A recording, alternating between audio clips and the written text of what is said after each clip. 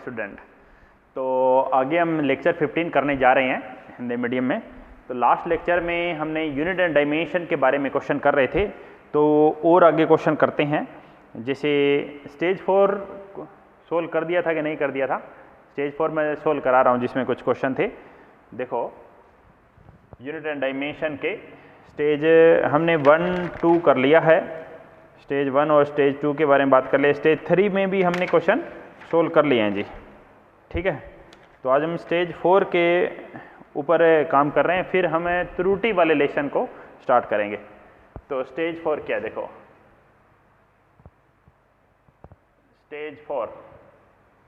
Stage 4 में question number देखिए, बीमाओं के कौन से क्वेश्चन है। जिससे पहला क्वेश्चन है जी बीमा का पहला ही क्वेश्चन है स्टेज 4 में। क्या है पहला क्वेश्चन? किसी पदार्थ का घनत्व सीजीएस प्रणाली में 4 ग्राम पर सेंटीमीटर क्यूब है।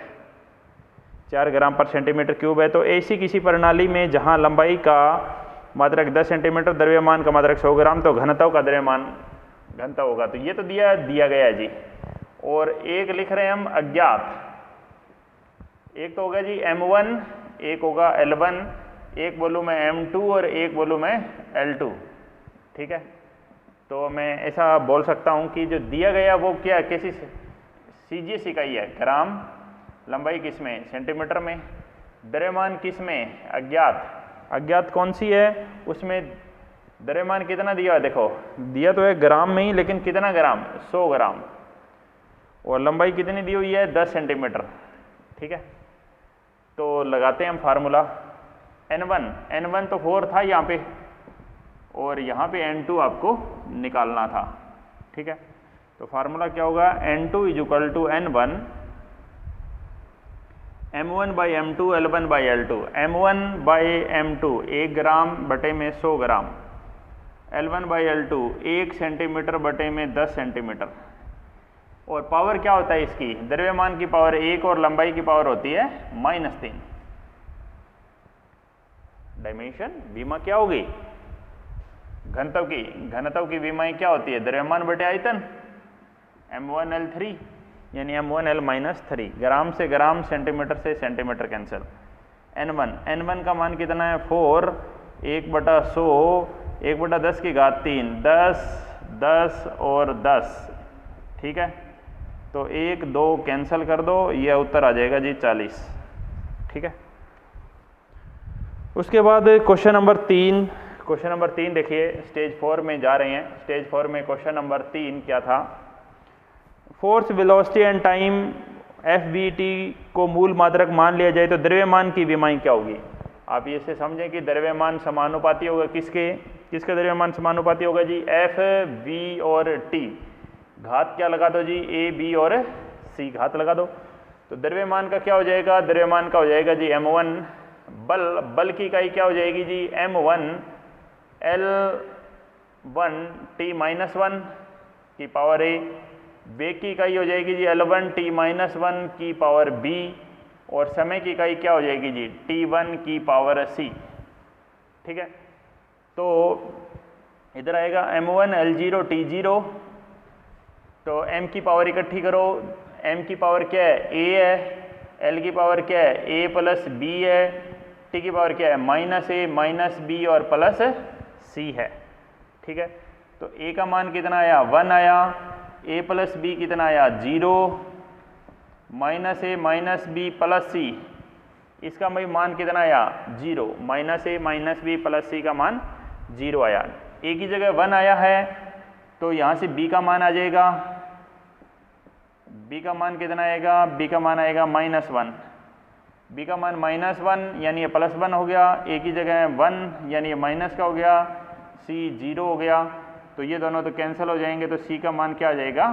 0 आ जाएगा। तो आपको देखना है F, V एंड T मूल मात्रक मान लीजिए। द्रव्यमान की विमाएं, द्रव्यमान बल क्या होता है? M1 L1 T-2 होता है। ये गड़बड़ क्यों कर? T-2 होता है, L1 T-1। तो यहाँ पर जो आप करेंगे, देखिए T की घात क्या होगी? -2A -B + C। तो टी का मान क्या हो जाएगा जी, माइनस का 2a माइनस बी प्लस सी। ए का मान 1 आया, बी का -1 आया, तो यहाँ पर कितना आ जाएगा जी, यहाँ पर 2 आएगा अभी माइनस का 2 माइनस का 1, यानी सी का मान कितना आ गया जी, या -1 है, दूसरी साइड जाएगा तो +1। तो उत्तर क्या लिखेंगे, उस एम समानुपाती F B T A B C 1 -1 1 1 -1 1 चौथा उत्तर होना चाहिए स्टेज 3 में क्वेश्चन नंबर 3 का चौथा उत्तर। सही है जी, आगे बढ़ जाते हैं।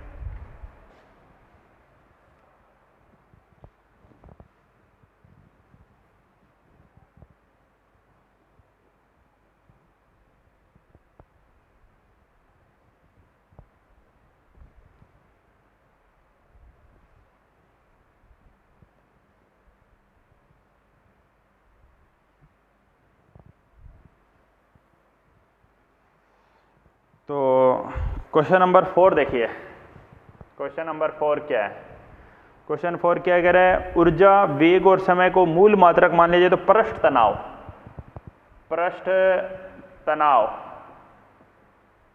तनाव को ऐसे भी दर्शा देते हैं, टी से भी दर्शा देते हैं। किस किस पर निर्भर कर रहे हैं, ई वी टी घातें ए बी सी। एक बार समानुपाती निशान हटा देंगे, ई ऊर्जा है m1 L2 T -2। अगर आप विमाई सही लिख रहे हो तो कोई गलती नहीं होगी। वेग है L1 T -1, समय है जी T1, ठीक है। पृष्ठ तनाव होता है जी बल बटा लंबाई, यानी L की घात क्या होती है, 0। तो डायरेक्ट हम कंपेयर करने जा रहे हैं जी, ठीक है। तो डायरेक्ट कंपेयर करने जा रहे हैं, तो m की घात 1 है, उधर m की घात कितनी होगी जी, a सिर्फ a ही तो होगी m की घात, ठीक है। l की घात कितनी होगी, 2a प्लस b, और इधर l की घात क्या होगी, 0। t की घात क्या होगी, -2a minus b plus c, -2a minus b plus c, और इसका मान किसके बराबर होगा, -2 के बराबर होगा। बस ये 3 समीकरण है। a का मान 1 है, तो b का मान कितना होगा, b का मान होगा -2, ठीक है। b का मान -2 होगा तो माइनस ये कितना हो जाएगा जी, माइनस b का मान a का मान रखना है 1, c का मान निकालना है, b का माइनस प्लस हो गया, 2 2 4 हो गया जी, 4 - 1 3 प्लस c बराबर -2, c बराबर -2,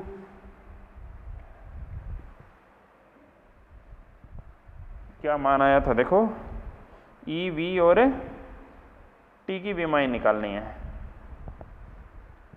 पृष्ठ तनाव बल बटे लंबाई m1 L0 T -2, ऊर्जा m1 L2 T -2 L1 T -1, और लास्ट में t क्या है, समय है T1।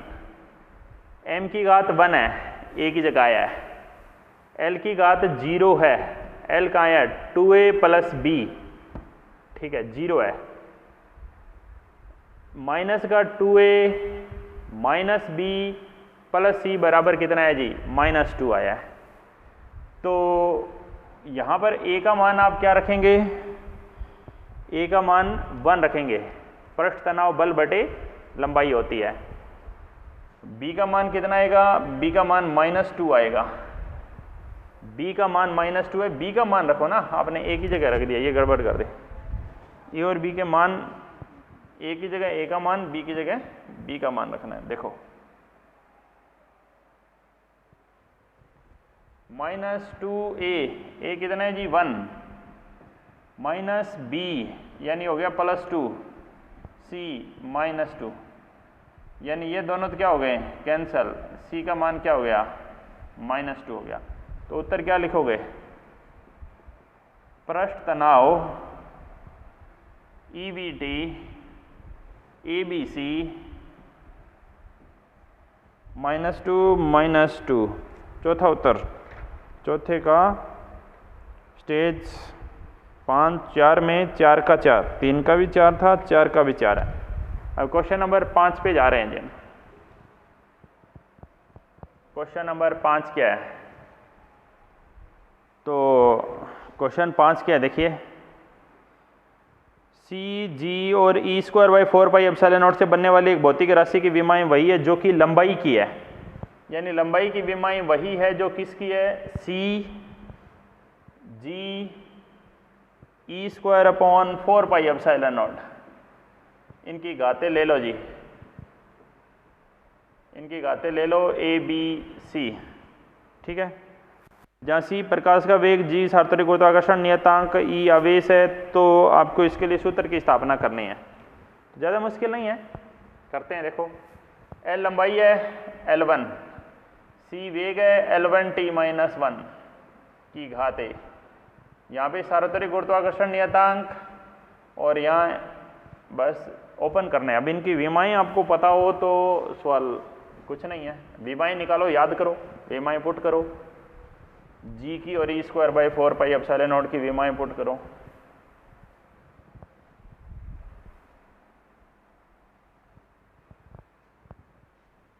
एफ का सूत्र है G G m1 m2 by R square. G का सूत्र हो गया G F R square upon m1 m2। F का सूत्र क्या है, m1 L1 t minus 2 into में L2 m2 m2, ठीक है। तो जी का सूत्र हो गया, m की घात कितनी आई, -1, m की घात आई जी -1, l की घात आई जी 3 और t की घात आई जी -2। -1 3 -2, -1 3 और -2। अब अगला फार्मूला है G E square upon 4 pi epsilon naught. तो एफ का सूत्र होता है जी क्या, 1/4 pi epsilon naught Q square by R square. Q किसके लिए, आवेश के लिए होता है, तो आप इसकी जगह 4 पाई तो कांस्टेंट है, यानी एफ किसके प्रोपोर्शनल लिख सकते हो, ई, क्यू की जगह मैं ई लिख रहा हूँ। 4 पाई एप्सिलॉन नॉट, 4 पाई को ले लो और ही बढ़िया, E square upon 4 pi epsilon naught into R square. इसकी विमाएँ निकालनी है, तो आर स्क्वायर को उधर ले जाओ, E square upon 4 pi epsilon naught की विमाएँ कितनी आएगी G, F R square. F का विमीय सूत्र होता है G m1 L1 t minus 2 into R square यानी L2। तो क्या यह विमीय सूत्र है, m1 L3 t की पावर -2, m1 L3 t की पावर -2, m1 L3 t की घात -2। बस अब ओपन कर देते हैं जी। इधर क्या है, m0 L1 है, T0 है, L की घात कितनी लगानी है, 1, L की घात 1 लगा दो बस। तो देखें क्या मिलेगा, m0 है, m की घात कितनी है जी, इधर m की घात है -b प्लस c, ठीक है। L की जगह 1 है, L की घात क्या है, a 3b 3c 0 -a minus का 2b माइनस का 2c, ठीक है। ये b और c में है ये समीकरण, तो इसको आप इधर ले आओ, इसको आप इधर लाओगे तो क्या लिखोगे, -a माइनस का 2b माइनस का 2c, ठीक है। तो ये कैंसिल हो गया, यहाँ पे क्या आ गया जी, प्लस का b और प्लस का c बराबर कितना आ गया, 1 आ गया। और ये समीकरण क्या थी जी, -b प्लस c बराबर क्या थी, 0, यानी 2c बराबर 1 आ गया, यानी c बराबर 1/2 आ गया। देख लेना, मुझे थोड़ा बहुत ऐसा ध्यान आ रहा है कि ये लास्ट क्लास में भी हमने सोल्व किया है, बाकी देख लेना आप, मैं तो दोबारा भी करा देता हूँ। c की घात 1/2 है, c की घात 1/2 है, तो b और c तो क्या है, बराबर है, यानी b क्या है, 1/2 है, b भी 1/2 c भी 1/2। तो a कितना है, a को इधर ले लो, a बराबर माइनस का 2b माइनस का 2c, माइनस का 2 कॉमन ले लो, अंदर क्या बच गया, b प्लस c। b और c दोनों को जोड़ोगे तो 1/2 है, 1/2 और 1/2 कितना, 1, यानी a की घात कितनी आ गई, -2, ठीक है।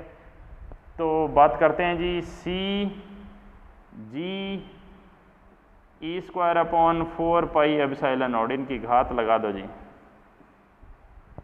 क्या क्या घातें लगेगी बताओ। ए की घात कितनी आई -2 और इनकी घात क्या है जी 1/2 1/2, यानी माइनस वाले को तो नीचे बोल सकते हो और इन पे आगे रूट लगा सकते हो।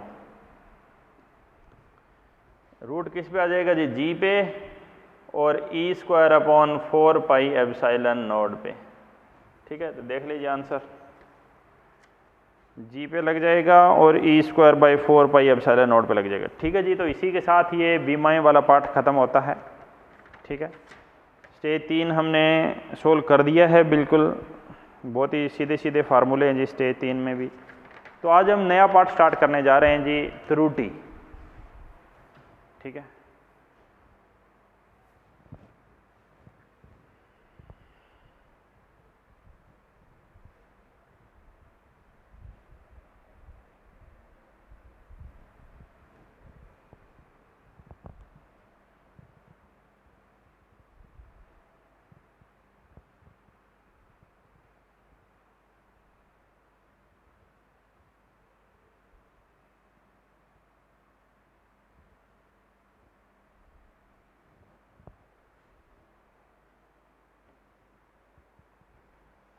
तो नेक्स्ट देखिए, नेक्स्ट बात आती है, नेक्स्ट टॉपिक त्रुटियां। त्रुटियां स्टार्ट करने जा रहे हैं जी। इस पाठ का नाम त्रुटियां, इसमें सार्थक अंक, इनके बारे में काफ़ी बात करते हैं। तो सबसे पहले बात करते हैं जी सार्थक अंक के बारे में। सार्थक अंक क्या होता है, इसके कुछ नियम हैं जी। ये नियम आपके मॉड्यूल में भी लिखे हुए मिलेंगे, एनसीईआरटी में भी लिखे हुए मिलेंगे, समझा मैं आपको देता हूँ। सार्थक अंक होते क्या है। पहला नियम क्या है सार्थक अंक में। पहला नियम है कि जी सभी अशून्य अंक सार्थक अंक होते हैं। जैसे यहाँ पे 3 2 5 6 1। अब आपसे पूछ ले कितने सार्थक अंक है, तो ऐसे काउंट करना है 1 2 3 4 5। कितने सार्थक अंक है जी 5 सार्थक अंक है। पहला नियम, नियम साथ साथ कॉपी में लिखना है। क्या नियम है, लिखो, सभी अशून्य अंक सार्थक अंक होते हैं, यानी वो अंक जिनमें शून्य ना आए। ठीक है, लास्ट में शून्य ना हो, बीच में ना हो, शून्य के बारे में बात नहीं कर रहे हम, सभी अशून्य अंक सार्थक अंक होते हैं। दूसरा नियम है कि जी अंत में आने वाली शून्य को सार्थक अंक नहीं लेते हैं। अंत में आने वाली शून्य को सार्थक अंक नहीं लेते हैं, लिखा आपने। लेकिन किन्हीं दो, लिखो, किन्हीं दो अशून्य अंकों के बीच में आने वाली शून्य अंक, किन्हीं दो अशून्य अंकों के बीच में आने वाली शून्य अंक को सार्थक अंक ले लेते हैं। तो ये देखिए, क्वेश्चन ये था किन्हीं दो अशून्य अंकों के बीच में आने वाले को सार्थक अंक ले लेते हैं। तो समझिए बात क्या है। जैसे मैं कहूँ 5 6 7 0 2 0, कितने सार्थक अंक है ये पता करना है। ये सार्थक है, ये सार्थक है, ये सार्थक है, ये सार्थक है। अब 0 का फैसला होने वाला है। ये सबसे लास्ट में आने वाली 0 है, सार्थक अंक नहीं लेंगे। ये 2 अशून्य है, इसको 7 और 2 के बीच में है, तो इसको सार्थक अंक ले लेंगे। कितनी है जी 1 2 3 4 5, 5 सार्थक अंक है जी इसमें। बात करते हैं आगे नंबर 3। जैसे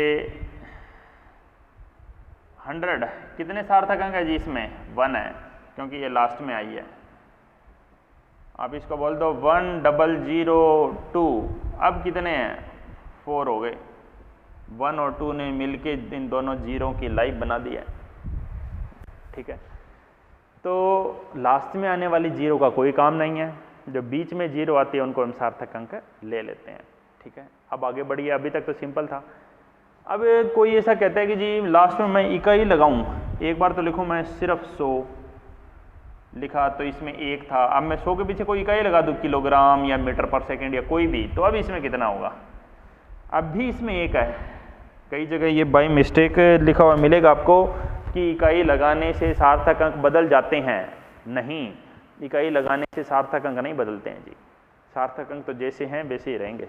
इसमें भी 1 और इसमें भी 1 है। 5 के बाद आगे बढ़ते हैं 6 नंबर। देखिए 6 नंबर क्या है, समझिए ध्यान से। बात यह है कि जी दशमलव वाले पे हम जा रहे हैं। दशमलव का बहुत ही सिंपल सा नियम है, सुन लीजिए। मैं कई सारी बातें लेता हूँ। देखो 0.00110 ऐसे एक क्वेश्चन लेता हूँ, एक लेता हूँ ये 100.001 ये ले लेता हूँ, ठीक है। और बोलें तो 6, 7, 8 पे बढ़ता हूँ। नेक्स्ट क्या है 0, ये 10.0 ऐसे ले लेता हूँ, 10.0। 9 नंबर ले लेता हूँ जी, जैसे 0.1020 ऐसे। 10 नंबर बोल देता हूँ 1.0304 ऐसे, ठीक है। अब इन सब में हमें सार्थक अंक निकालने हैं, तो रूल साथ के साथ समझते जाइए, लिखते भी जाइए। इधर इनके रूल लिख लिए ना आपने। पहले का रूल क्या था, सभी अशून्य अंक सार्थक अंक होते हैं। दूसरे का रूल, 2 अशून्य अंकों के बीच में आने वाले शून्य अंक को सार्थक अंक लेते हैं, अंत में आने वाली शून्य अंक को सार्थक अंक नहीं लेते हैं। तीसरे का रूल, अंत में आने वाली शून्य अंक को सार्थक अंक नहीं लेते हैं, वही रूल है। चौथे का भी वही रूल है, बीच में आने वाली शून्य को सार्थक अंक लेते हैं। लास्ट वाले का रूल क्या है, किसी के पीछे किलोग्राम, मीटर पर सेकेंड, किलोमीटर पर सेकेंड, किलोमीटर प्रति घंटा कुछ भी नई इकाई लगाने से सार्थक अंकों पर कोई प्रभाव नहीं पड़ता है। वो जैसे हैं वो वैसे ही रहेंगे। जैसे सार्थक अंक यहाँ पर भी 1 था और यहाँ पर भी 1 है, ठीक है। दशमलव पहले मैं समझाता हूं। इसमें सार्थक अंक जब तक कोई अशून्य अंक नहीं आ जाता तब तक आप 0 को कंसिडर नहीं करेंगे, तब तक 0 की बात नहीं मानी जाएगी। 0 को अपनी बात मनवानी है तो पहले अशून्य अंक को लेके आओ, ठीक है। देखो सार्थक अंक नहीं है, ये भी नहीं है, ये भी नहीं है, अशून्य अंक आ गया, इसने सबकी लाइफ बना दी जी। फोर्स 4 सार्थक अंक है। अब अशून्य अंक सबसे पहले बैठा है, सारी 0 की लाइफ बन जाएगी 5। अशून्य अंक सबसे पहले बैठा है, पीछे आने वाली सारी 0 की लाइफ बन जाएगी 3 सार्थक अंक। अशून्य अंक नहीं आया दशमलव से पहले, ये सार्थक अंक नहीं है। 1 आ गया, अब सबकी लाइफ बन गई, तो कितने आ गए जी 4। ये अशून्य अंक आ गया सबसे पहले ही, तो अब इन सबकी लाइफ फिर बन गई 1, 2, 3, 4, 5। यानी रूल क्या है, दशमलव से पहले या दशमलव के बाद जब तक कोई अशून्य अंक ना आए तब तक सार्थक अंक नहीं है। कोई अशून्य अंक आ गया, उसके बाद वाली सभी शून्य की सार्थक अंक बन जाएगी, लेकिन उससे पहले वाली शून्य को सार्थक अंक नहीं लेंगे। क्या रूल बना जो आप लिखोगे, दशमलव में अशून्य अंक आने के बाद आने वाली सभी शून्य अंकों को सार्थक अंक लेते हैं, लेकिन अशून्य से पहले वाली शून्य को सार्थक अंक नहीं लेते हैं। अब ये देखिए, ये भी अशून्य है, इससे पहले वाली है, इससे ये है, लेकिन इससे पहले ये देखो 1 है। आप पढ़ोगे सबसे पहला देखना है, पहला अशून्य कौन सा है, पहला अशून्य ये है, तो इससे के बाद की सारी 0 की लाइफ बन जाएगी, ठीक है। 10 के बाद आगे देखिए 11 नंबर, आपको ऐसा लिखा मिल जाए 2.34 इंटू 10 की घात माइनस कुछ भी लिख दे, 5, 20, 50 कुछ भी हो। कितने सार्थक अंक है, ये देखिए इसमें 3 सार्थक अंक है जी। क्या रूल बना, 10 की घात 5 का क्या काम है, कोई काम नहीं है। किसी नंबर की घात को 10 की घात 5 हो या 5 की घात 10 हो, उनको सार्थक अंक में नहीं मानते हैं। सामान्यतः 10 की घात ही लेते हैं हम, 10 की घात को सार्थक अंक नहीं मानते। और आपको ऐसे लिखा जाए, मापा गया मान, मापा गया मान 20, या ऐसे बोल दे शुद्ध मापा गया मान, प्योर नंबर, शुद्ध संख्या, शुद्ध संख्या 20 है। अब इसमें फर्क देखना जी, इस ऊपर वाले में सार्थक अंक कितने हैं? ये 2 तो सार्थक अंक है ही है, तो कितना सार्थक अंक है? 1। इसमें कितने सार्थक अंक है? अनंत। याद रखना, शुद्ध संख्या, शुद्ध number, pure number, pure number होते हैं, शुद्ध संख्या होती है, उनमें अनंत सार्थक अंक होते हैं। क्यों? क्योंकि आप इस 20 को ऐसे लिखोगे जी 20.00000000 ऐसे लगाते जाओगे, तो आप ऐसे बोल दोगे कि जी इसमें बहुत सारे सार्थक अंक हो गए हैं, क्योंकि दशमलव के बाद वाली सारी जीरो मान लेंगे।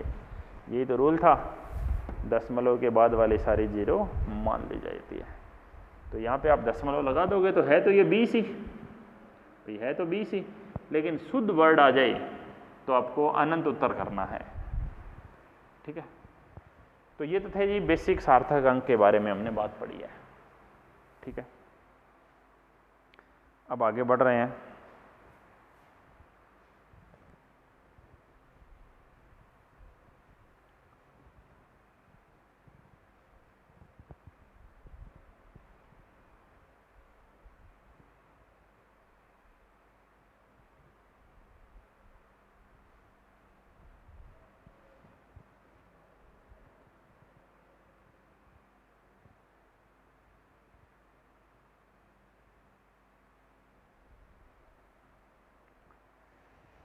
नेक्स्ट देखो, नेक्स्ट बात है सार्थक अंकों का योगफल और वैकलन।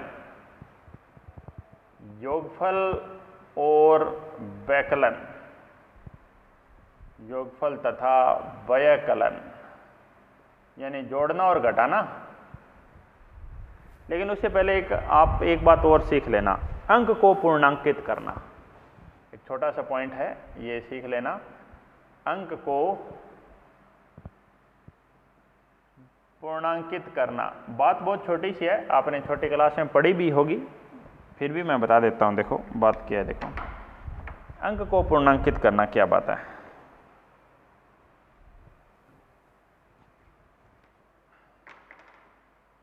भाई अंक को पूर्णांकित कैसे करते हैं? अपने छोटी क्लास में तो 5 से छोटे और 5 से बड़े यही पढ़े होंगे। अब यहाँ पर थोड़ी सी बात ज़्यादा है, अंक को पूर्णांकित करना। क्वेश्चन क्या है, कई हम पार्ट लेके चलते हैं जी, कई पार्ट लेके चलते हैं तो उससे थोड़ा सा ज़्यादा अच्छे से क्लियर हो जाएगा। First, second, third, fourth, fifth, six, seventh, 8, 9 और 10 पार्ट ले लेते हैं, इससे आपको पूरी बात क्लियर हो जाएगी।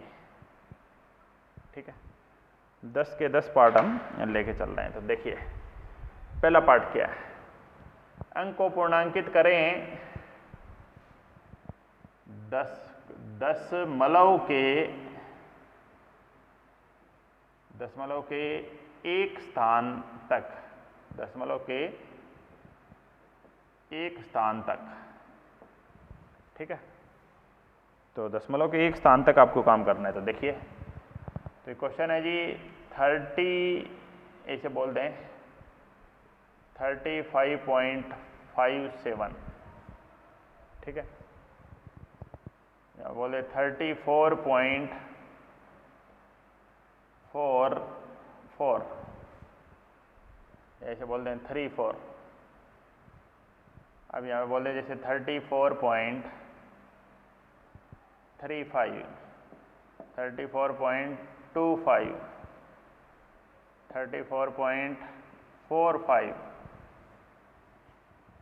34.4501,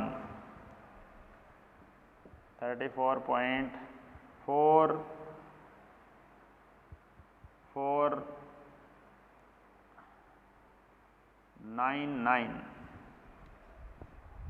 ठीक है, फिर ये बोलते 34.4 500, 34.3 इंटू 500, फिर बोलते जैसे 34.4 5 6 7 8, इस तरह से कितने में बनाए जा सकते हैं। तो एक बात का हमेशा ध्यान रखना, जब भी अंक को पूर्णांकित करते हैं तो 1 बाय 1 नहीं करते, एक साथ करते हैं सबको। जितने को भी अंक को पूर्णांकित करता है एक साथ। अब हमें आंसर 1 दशमलव स्थान तक चाहिए, यानी किस किस को हटाना पड़ेगा। 7 को हटाना पड़ेगा, 4 को, 5 को, 5 को, 5 को। यहाँ पर देखो किसको हटाना पड़ेगा, यहाँ पर 501 को हटाना पड़ेगा, यहाँ पर 499 को हटाना पड़ेगा, 500 को, 500 को, यहाँ 5 है, 5678 को। ठीक है, अब बात ये देखो, ठीक है, ये बीच में हम थोड़ा सा और अच्छा बना लेते हैं, इसको मैं 52 ले लेता हूँ, 52 को हटाना है जैसे। ठीक है, तो क्या करिए, दशमलव के बाद एक स्थान तक उत्तर चाहिए, तो ये 34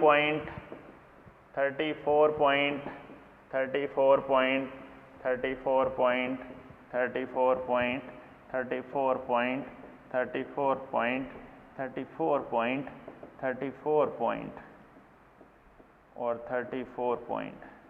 ठीक है, मतलब ये दशमलव के बाद एक स्थान, ये दशमलव ये तो रहेगा ही रहेगा। ठीक है, अब बात आती है जी लास्ट में जो नंबर है, जैसे 7 है,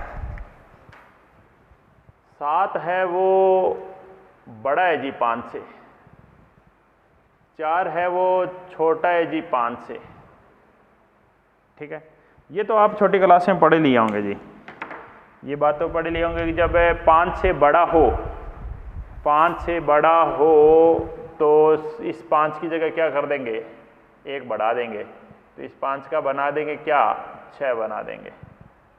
ये छोटा है जी, तो इस 3 की जगह क्या लगा दूं, 4 लगा दूंगी। अब बराबर आ गया जी, 5 और 5 बराबर आ गया, बराबर आ गया। तब हम देखते हैं जी सम और विषम। अब ये देखो, ये 3 क्या है और ये 2 क्या है, ये 3 है जी विषम और ये 2 है जी सम। ठीक है, विषम संख्या हो तो उसको आप सम बना दो जी, 1 बढ़ाकर, 3 की जगह मैंने 4 कर दिया। सम थी तो सम को सम पड़ा रहने दो। ये कब करना है, ये बराबर वाली स्थिति में करना है। छोटे बड़े में तो सम विषम देखते ही नहीं है, जब बराबर की स्थिति आ जाए तो सम विषम हमें देखना पड़ता है। ये देखिए, ये 52 है जी, 52 है, तो 52 है तो 1 था तो 5 से कंपेयर किया, 2 है तो 50 से कंपेयर करेंगे, 52 है वो 50 से बड़ा है, 50 से बड़ा है तो 4 की जगह क्या आ जाएगा, 5। समझ रहे हो मेरी बात, 1 है तो 5 से तुलना करो, 2 है तो 50 से, 3 है 501 है, इस बार 501 है, 3 है तो 500 से तुलना करो। इस बार तुलना किससे होगी, 500 से होगी। छोटा बड़ा क्या होता है देखते हैं, जैसे इसमें भी 500 से, इसमें भी 500 से, इनमें 500 से तुलना हो रही है। 501, यहाँ था 499, यहाँ था 500 ही, और यहाँ भी 500 ही था। ये बराबर है, बराबर है, छोटा है ये। 501 बड़ा है तो इस 4 की जगह क्या कर दें, 5। छोटा है तो 4 का क्या रहेगा, 4।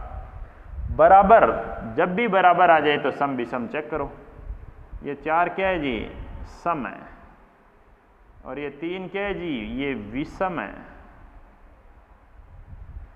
सम है तो इस 4 का क्या रहेगा, सम है तो 4 का 4 रहेगा। विषम है तो क्या कर दो, बढ़ा दो। अब जैसे इस बार 5600, इसको किससे तुलना करेंगे, 5000 से तुलना करिए। ये बड़ा है, 5 6 7 8, 5000 से बड़ा है तो इस 4 की जगह क्या आ जाएगा, 5 आ जाएगा। बात समझ गए हो? ये था अंक को पूर्णांकित करना। भाई कहने का मतलब जितने भी हटाने हैं वो एक साथ हटाइए, बारी बारी नहीं हटाने हैं। बारी बारी हटाएंगे तो आंसर गलत आ सकता है। एक करके दिखाऊं, देखो तो।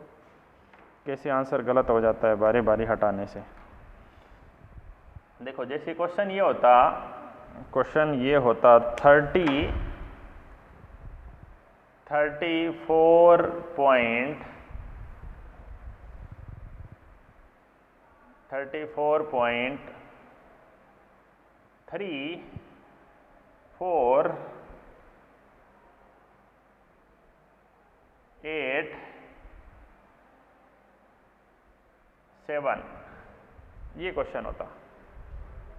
उसी तरह कह दिया अंक को पूर्णांकित करना है 1 दशमलव स्थान तक, तो अगर आप 1 बाय 1 करते, एक एक करके करते, तो आप सबसे पहले 7 को हटाते, तो आप क्या बना देते 34, 3, इस 8 का क्या बना देते 9, फिर आप 9 को हटाते, 9 को हटाते तो इस 3, 4 का क्या बना देते 5, फिर आप बोलते कि ये 5 है, लास्ट में बराबर आ गया, तो ये क्या है, ये विषम है, विषम है, तो इस 3 का क्या कर देते 4, यहां से आंसर ये आया है, जबकि ये गलत आंसर है, क्योंकि अगर हम डायरेक्ट निकालेंगे तो हम क्या कहेंगे 487 छोटा है 500 से, 487 है वो 500 से छोटा है, इसलिए आंसर 34.3 रहेगा। समझ गए?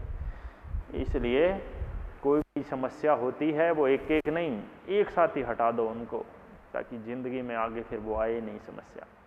पढ़ने की आदत है वो एक साथ ही बना लो, रोज़ रोज़ 1-1 घंटे बढ़ाने के बजाय रोज़ पढ़ो, आप आदत डालो 6-7 घंटे पढ़ने की। ठीक है, तो ये था अंक को पूर्णांकित करना। अब अगला पॉइंट देखो, अगले पॉइंट पर जा रहे हैं।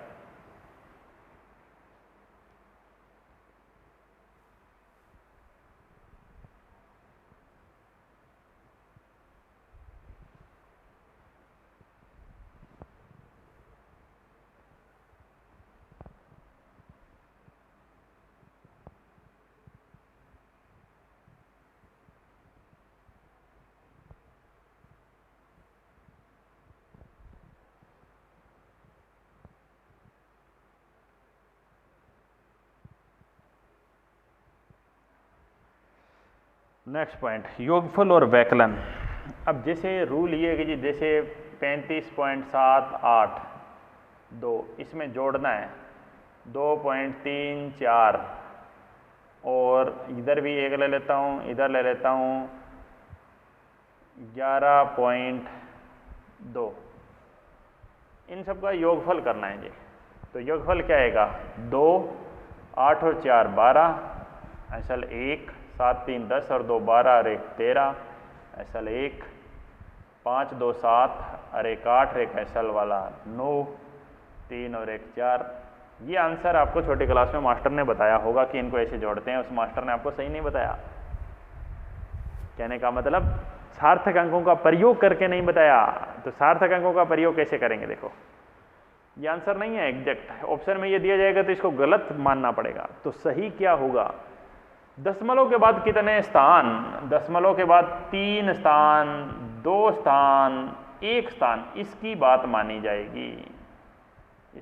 ये स्टार है, जो दशमलव के बाद सबसे कम अंक रखता हो उसकी बात मानी जाए। दशमलव से पहले कितने हैं, ना ना ना ना, पहले नहीं मानने, पहले इसमें 2 है, इसमें 1 है, इसमें 3 है, तो दशमलव से पहले नहीं देखते, दशमलव के बाद। यानी उत्तर में हमें दशमलव के बाद 149.1 दशमलव चेतक दी है, इसको हटाना पड़ेगा। 22 छोटा है जी किससे, 50 से, तो उत्तर क्या रहेगा 3 ही रहेगा जी। कोई दिक्कत? ये काम दशमलव, ये काम योगफल में करते हैं, यही काम वैकलन में भी यही काम करना है। वैकलन में भी सेम यही काम करना है जी। जैसे मान लेते हैं हम 1 2 3 4 दशमलव 5 6 7, इसमें से माइनस करना है हमें 2 3 2 3, ये माइनस करना है, तो क्या बचेगा 7, 6 माइनस 3 3, यहाँ पे कुछ ऐसे कर लेते हैं हम, 1 कर दो, तो यहाँ पे क्या बच गया 5, यहाँ पे बच गया 3, 1 और 12, 3 1 4 2 1 3 12, 2 3 5 5 1 6 7। अब देखो ये पॉइंट बच गया जी, तो अब क्या करना है बताओ, किसकी बात माननी पड़ेगी, इसकी बात माननी पड़ेगी। कितने स्थान हैं, 2 स्थान हैं, तो 2 स्थानों तक उत्तर 7 को गायब करना पड़ेगा जी। 12, 11, 10.7 को गायब, 3 तो रहेगा जी, 7 ग्रेटर देन, तो 5 की जगह क्या कर देंगे, ये उत्तर है भाई। सबसे कम दशमलव के बाद इसके पास 3 थे, इसके पास 2 थे, जिसके पास सबसे कम हो वो अपने जैसा चाहेगा, ठीक है। योगफल वैकलन। अब है जी भागफल और गुणनफल। भागफल तथा गुणनफल में, भागफल और गुणनफल में क्या करते हैं, ये देखिए, यहां दशमलव स्थान देखते थे हम, यहां क्या देखते थे, दशमलव स्थान देखते थे। तो भागफल और गुणनफल में क्या देखेंगे, भागफल और गुणनफल में दशमलव स्थान नहीं देखेंगे, भागफल और गुणनफल में सार्थक अंक देखेंगे। सार्थक अंक कम से कम किस में है, कम से कम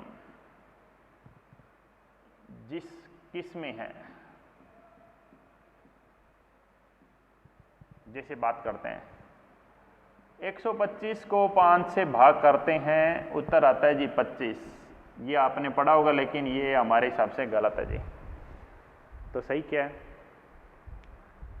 सही है जी, इसमें कितने सार्थक अंक थे और इसमें कितने थे, लगाओ। इसमें सार्थक अंक थे जी 3, 1, 2, 3 सार्थक अंक। इसमें कितना है जी सार्थक अंक, 1। कम से कम सार्थक अंक वाले की मान, उत्तर 1 में चाहिए आपको, उत्तर 1 में चाहिए तो 5 की जगह 0 करना पड़ेगा। 5 की जगह तो 0 कर दिया, पास में क्या है, पास में सम है, सम है तो 2 का क्या रहेगा, 2 रहेगा, ये सही उत्तर है।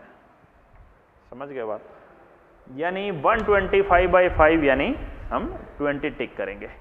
मल्टीप्लाई में भी यही है, जैसे 17 को 5 से करते हैं तो उत्तर आता है 85, लेकिन ये गलत है। तो सही क्या है बताओ, सही है जी कि इस 5 को आपको गायब करना है, 5 को गायब करना है, 5 की जगह 0 लगाना है, क्योंकि उत्तर ये 1 सार्थक अंक था, ये 2 सार्थक अंक थे, उत्तर हमें 1 में ही चाहिए। तो 5 की जगह तो हमने 0 करेंगे, तो ये क्या है, ये सम है, सम है तो 8 का क्या रहेगा, 8। ये उत्तर सही है। बहुत ज़्यादा काम में नहीं आएंगे ये, जो अभी बोर्ड पे लिखा हुआ है इसका काम बहुत कम है, बहुत कम काम में आता है, नए के बराबर। अब जो हम आगे बढ़ रहे हैं, अभी तो मुख्य रूप से त्रुटियां अभी तक तो स्टार्ट ही नहीं हुई है, अभी स्टार्ट होगी।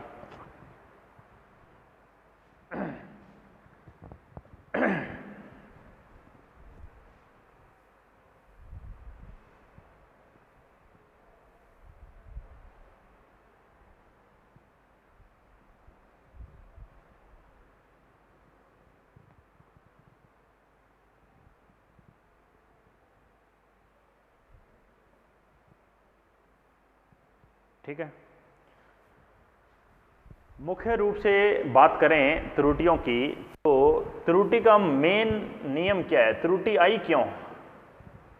मैं कहूँ इस पेन की लंबाई 10 सेंटीमीटर है, आप मापोगे, कोई 10.1 बोलेगा, कोई 10.2 बोलेगा, कोई 9.9 भी बोल सकता है। तो 10 - 9.9 यानी 0.1 वो त्रुटि है। या कोई बोले भाई जी इसकी लंबाई 10.1 है, तो मैं भाई वास्तव में लंबाई तो 10 है, 10.1 - 10 तब भी 0.1 है, 0.1 त्रुटि है। त्रुटि क्या है जी, माध्यमान। माध्यमान इसको बोलते हैं जी, इसका दूसरा नाम होता है वास्तविक मान भी बोल देते हैं, वास्तविक मान। माध्यमान में से मापा गया मान माइनस कर दो जी, तो त्रुटि आ जाएगी। माध्यमान में से मापा गया मान माइनस करते ही त्रुटि आ जाएगी। तो क्वेश्चन की एक फॉर्मेट है, फॉर्मेट क्या है देखो, आपको कोई लंबाई चौड़ाई ऊंचाई कुछ दी जाएगी, जैसे मैं कहूँ A1, A2, A3, इस तरह से आपको बहुत सारे मान दे रखे हैं। ये लंबाई हो सकती है, समय हो सकता है, टाइम हो सकता है।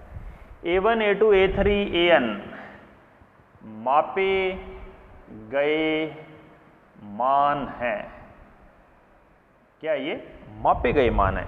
ठीक है, तो जब ये मापे गए मान हैं A1 A2 A3, तो अब आप क्या कहोगे कि हमें सबसे पहले क्या लेना है, माध्य लेना है। माध्य मान, माध्य मान को A नोड से दर्शाते हैं जी। कैसे लेते हैं माध्य, 2 हो तो 2 से भाग कर दो जी, 3 हो 3 से भाग कर दो जी, n हो तो n से भाग कर दो जी। ये होता है जी माध्य मान।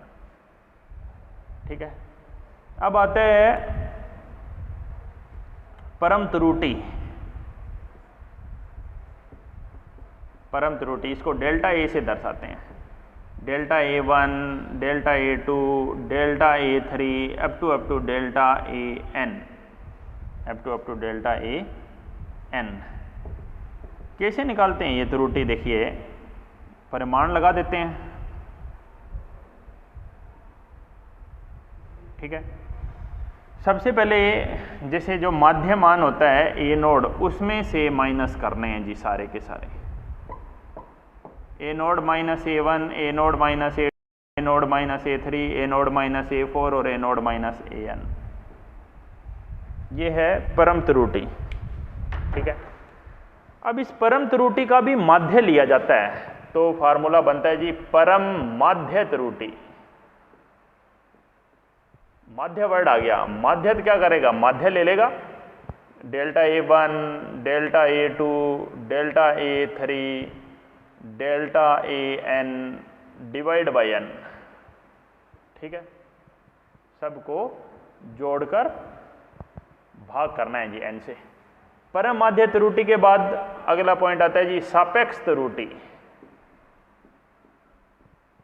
सापेक्ष त्रुटि, सापेक्ष त्रुटि क्या होती है, इसका फार्मूला है जी, परम माध्य त्रुटि को किसे दर्शाते हैं, ये ऊपर बार लगाई है मैंने, इसका मतलब है माध्य। डेल्टा A था परम त्रुटि, परम त्रुटि को किसे दर्शाते हैं, डेल्टा A से, ऊपर बार लगा दी तो बन गई परम माध्य त्रुटि। सापेक्ष त्रुटि का फार्मूला होता है परम माध्य त्रुटि अपॉन माध्य मान। परम माध्य त्रुटि अपॉन माध्य मान। ठीक है, और लास्ट जो हमें निकालना होता है जी प्रतिशत त्रुटि। प्रतिशत त्रुटि क्या होती है, परम माध्य त्रुटि अपॉन माध्य मान गुणा 100। यानी बोल दें तो सापेक्ष त्रुटि को 100 से गुणा करना है जी। परम माध्य त्रुटि, परम माध्य त्रुटि अपॉन में माध्य मान गुणा में 100, ये होती है जी प्रतिशत त्रुटि। ठीक है, तो अभी मैंने इस क्लास में फार्मूले लिखे हैं, इस पर बेस्ड सवाल मैं आपको बता देता हूँ। इस पर बेस्ड आपके मॉड्यूल में सवाल है, एक एग्जाम्पल है और एक क्वेश्चन है, तो आप अगली क्लास में आने से पहले एक बार उनको देख के आना। मैं सोल्व कराऊंगा, एग्जाम्पल भी सोल्व कराऊंगा और वो क्वेश्चन भी सोल्व कराऊंगा। एग्जाम्पल कहाँ दे रखा है, देखिए आप, एग्जाम्पल दे रखा है पेज नंबर 13 पर, पेज नंबर 13 पर एग्जाम्पल नंबर 14। बस एक आप ये देख के आना, पेज 13 पर एग्जाम्पल 14, ये आप देख के आएंगे। पेज 13 पर एग्जाम्पल नंबर 14 है, इसको आप अच्छे से देख के आएंगे। बाकी हम मिलते हैं अगली क्लास में। और सबसे बड़ी बात यही है कि आप जो भी आप पढ़ रहे हैं उसकी प्रैक्टिस करिए, रफ कॉपी में फार्मूले याद रखिए, तभी काम चलेगा। मेहनत तो करनी पड़ेगी, फिजिक्स बिना मेहनत तो नहीं सीख पाओगे। मेहनत करोगे, एक बार समझ में आ गया तो फिर दोबारा पढ़ने की जरूरत नहीं है। फिजिक्स है ही ऐसी, एक बार समझ में आ गई तो दोबारा उसको देखने की जरूरत नहीं है। ठीक है, मिलते हैं नेक्स्ट क्लास।